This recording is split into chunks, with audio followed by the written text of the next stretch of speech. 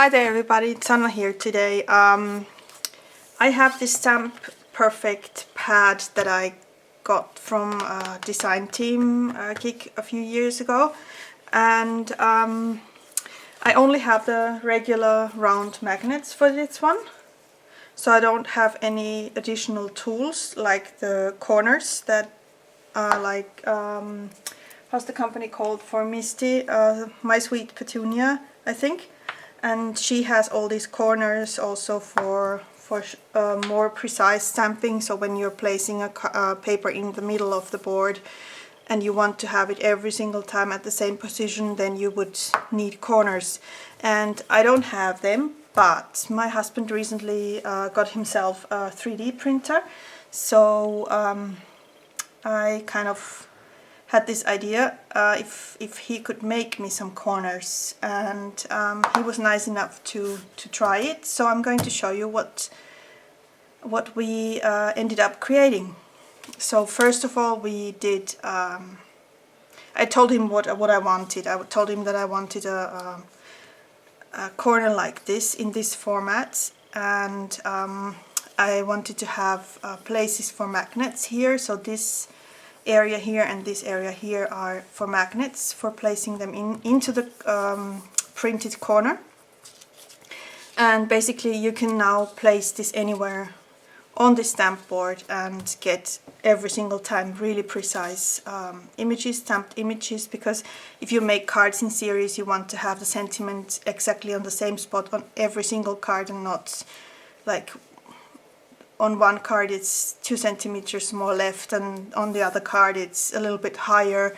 And if you want to work precise, you're probably going to need corners like this. And I know you can buy them, but as we have the 3D printer at home, so I didn't want to go and order them online, because we can actually make them ourselves. So I'm going to show you how we did that. So we did first he made me a sketch about it, and then he built me the model on a program, and then we printed it out. So I will show you on this video how to do that.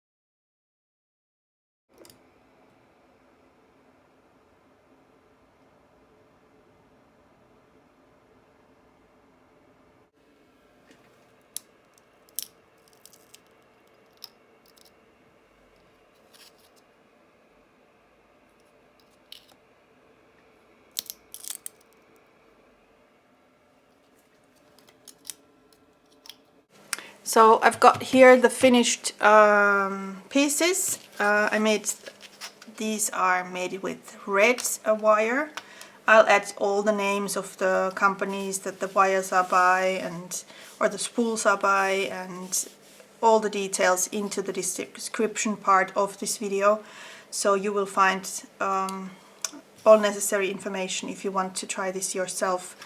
And also the sizes, I will add the sizes to the description, or maybe you can even get, I haven't thought about that yet, but maybe you will also get a downloadable file for this, for the size. I don't know, let's see.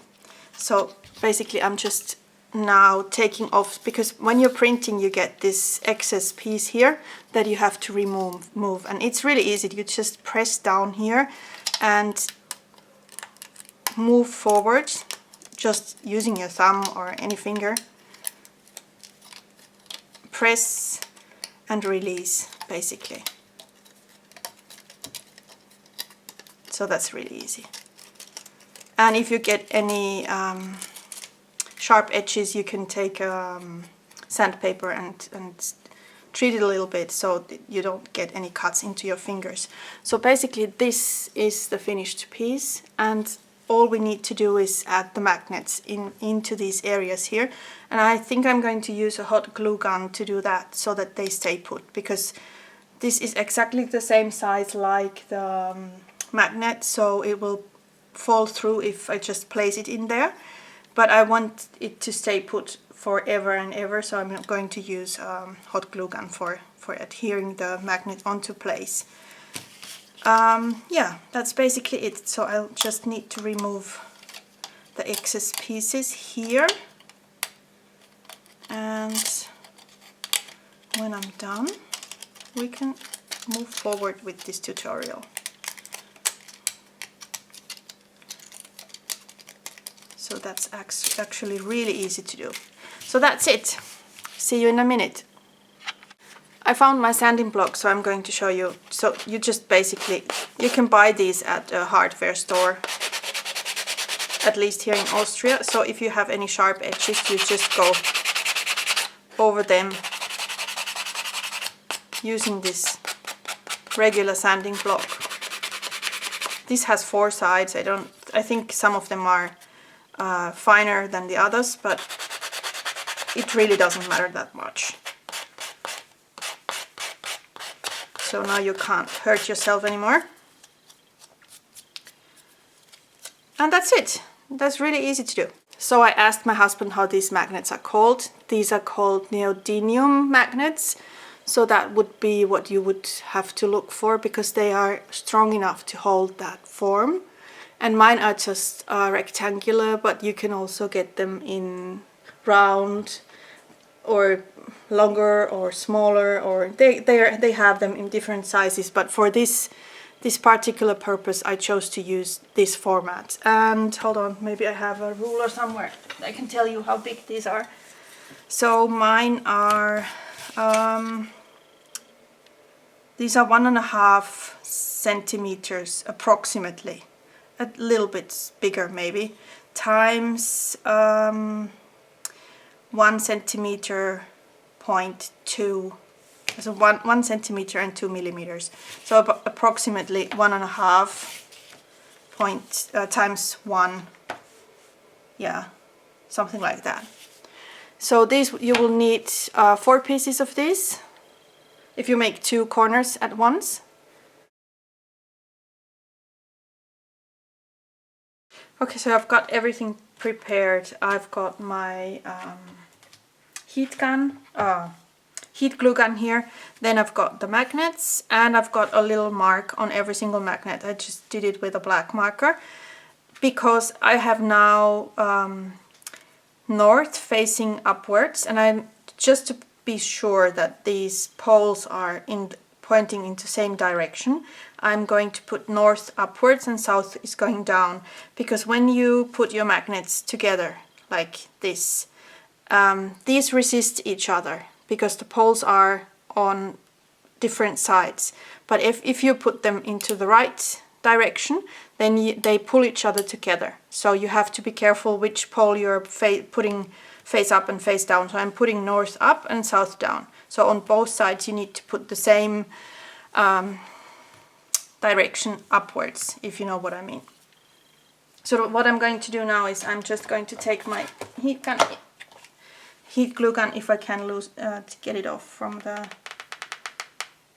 place, and apply glue all over the...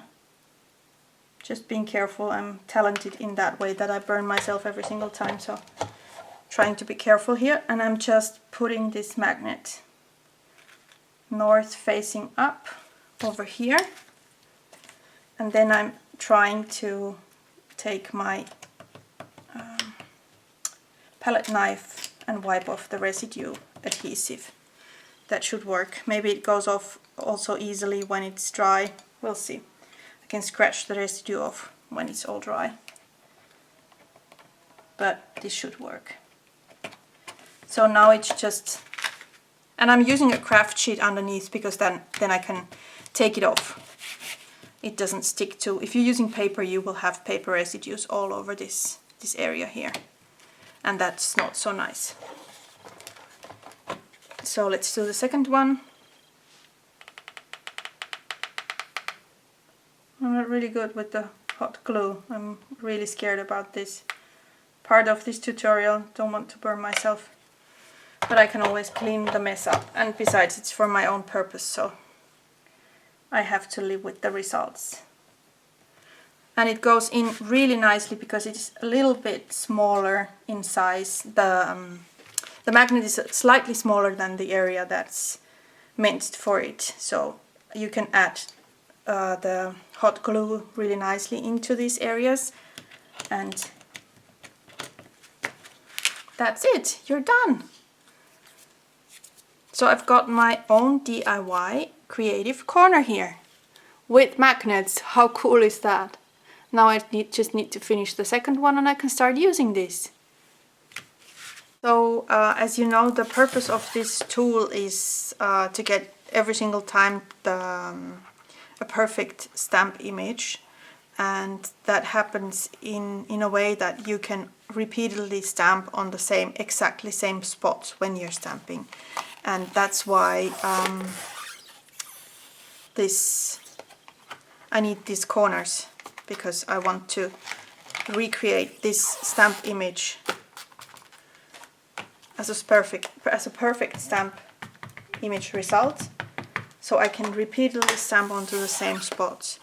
And when I'm doing more cards than one, by using these corners, I can take a second paper that is exactly the same size, place it exactly on the same spot, and do the stamping like on the first card base. And as you can see, these corners work. I just made my first perfect stamp image. Now I can color it, now I can fussy cut it. I can stamp a second flower here, so I could take a second piece of paper, place it exactly on the same place, and my position for this flower, for the first flower, would be exactly the same. So I've got these corners, these DIY corners, and I can now do repeated image stamping on card series with these corners really easily. So I'm really thankful for a 3D printer and for my husband for making me these corners. And I thought I'd show you how that is done. I hope you enjoyed this video. Thanks for watching. Bye!